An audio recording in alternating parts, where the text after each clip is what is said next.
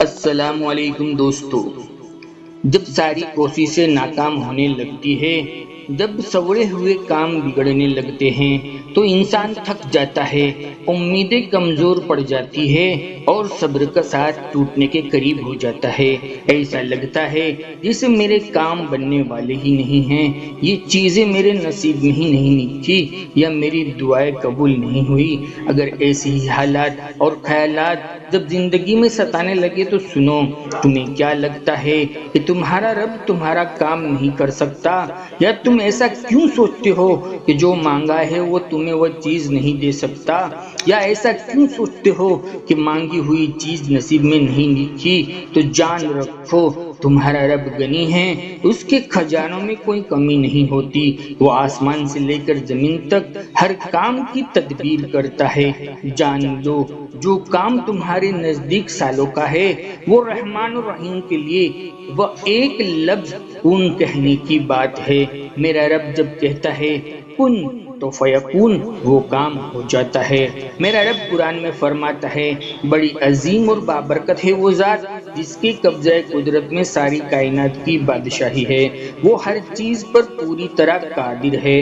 اس نے زندگی اور موت کو اس لیے پیدا کیا کہ تمہیں آزمائے کہ تم میں سے زیادہ اچھا عمل کون کرتا ہے، اور وہ بڑی زبردست طاقت کا مالک ہے اور بڑا ہی معاف کرنے والا ہے۔ جان رکھو، حالات کیسے بھی مشکل ہو، اپنا پختہ یقین رکھو، کیونکہ یقین والوں کے لیے وہ قرآن میں فرماتا ہے، اللہ کی مدد تمہارے ساتھ ہے تو تمہیں اور کس کی مدد کی ضرورت ہے؟ اگر اللہ تمہیں تھام لے تو کس کی اتنی ضرورت ہے کہ تمہیں گرا سکے؟ اگر اللہ سفارش سن لے تو کس میں اتنی ہمت ہے کہ وہ انکار کرے؟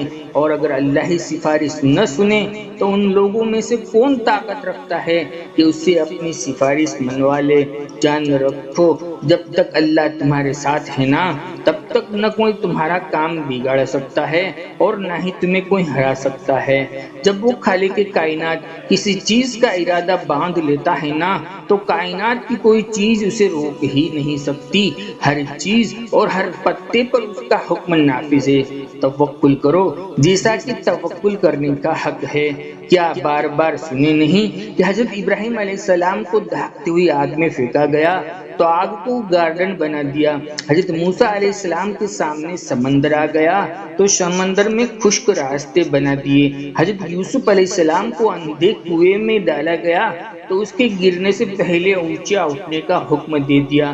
حضرت یونس علیہ السلام جب مچھلی کے پیٹ میں جا پہنچے تو انہیں 7 اندھیری سے نکال دیا۔ حضرت ایوب علیہ السلام کی بیماری کو ایک خون سے دور کر دیا جس سے وہ بیمار ہی نہیں ہوئی۔ حضرت بی بی حاجرہ رضی اللہ تعالیٰ عنہ کو تپتے ہوئے صحرا میں اپنے بچے حضرت اسماعیل علیہ السلام کے لیے جب دوڑ لگائی تو آب زمزم کو جاری کر دیا۔ بس یقین رکھو اپنے مہربان رب پر، پھر دیکھو کیسے مقدر کو بدلتا ہے، وہ کیسے نصیب کو بدلتا ہے، کیسے زندگی کے موڑ کو تبدیل کرتا ہے، پھر کیسے معجزوں کے دروازے کھلتے ہیں۔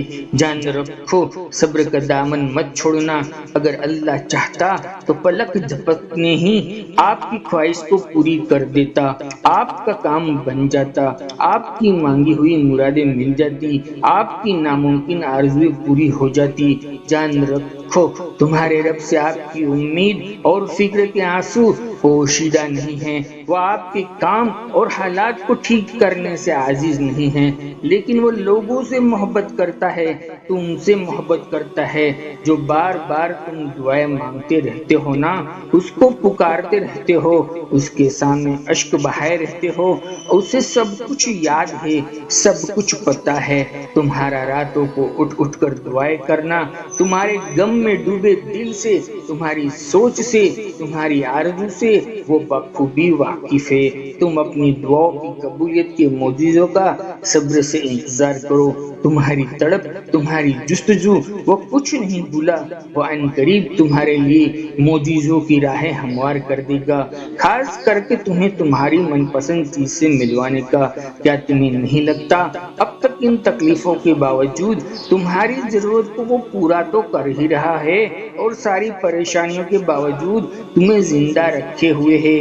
جان لو تمہارے نصیب میں تبدیلی کا فیصلہ تمہارا نصیب نہیں، تمہاری دعائیں کیا کرتی ہے۔ میرا رب قرآن میں فرماتا ہے، اللہ جسے چاہتا ہے بھٹکا دیتا ہے اور جسے چاہتا ہے سیدھے راستے پر لگا دیتا ہے۔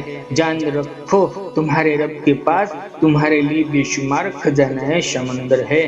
تمہارے یہ بہتے آنسو کا ایک ہی قطرہ اس رب کی رحمت کے سمندر میں شور مچا دیتا ہے، اور اس چیز کو بھی کھینچ کر لے آتا ہے جو تمہارے مقدر کا حصہ نہیں ہوتی، کیونکہ جن راستوں کا سفر تکلیف دہ ہو اس کا انجام ہمیشہ اچھا رہتا ہے۔ یہ دنیا ہے، یہاں موسم میں تبدیلیاں آتی جاتی رہتی ہے، ایسے ہی عنقریب تم خوشیوں کی بہار بھی دیکھو گے، جنہیں دیکھ کر تمہاری آنکھیں اور دل دونوں خوش ہو جائیں گے انشاءاللہ۔ دوستو، ہم آپ لوگوں کے لیے دل سے دعائیں مانگتے ہی ہیں، اللہ تعالیٰ آپ سب کے اٹکے ہوئے کاموں کو پورا فرما دے، حالات اور تکلیف دور فرمائے، غموں کو خوشیوں میں تبدیل فرمائے۔ دوستو، ہم آپ سے صرف ایک گزارش کرتے ہیں، ایک لائک اور کامنٹ کی، تاکہ ہماری حوصلہ افزائی ہو سکے۔ زندگی رہی تو انشاءاللہ پھر ملیں گے ایک اور نئے ٹاپک کے ساتھ، تب تک بندے کو اجازت دیجیے۔ اللہ حافظ، جزاک اللہ خیر۔